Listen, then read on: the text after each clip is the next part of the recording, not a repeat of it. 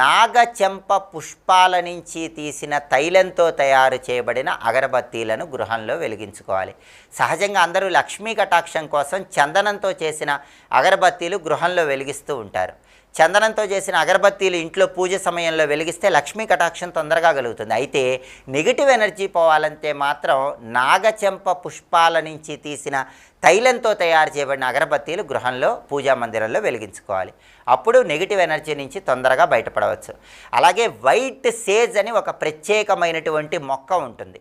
చాలా అరుదుగా ఈ మొక్క పెరుగుతూ ఉంటుంది.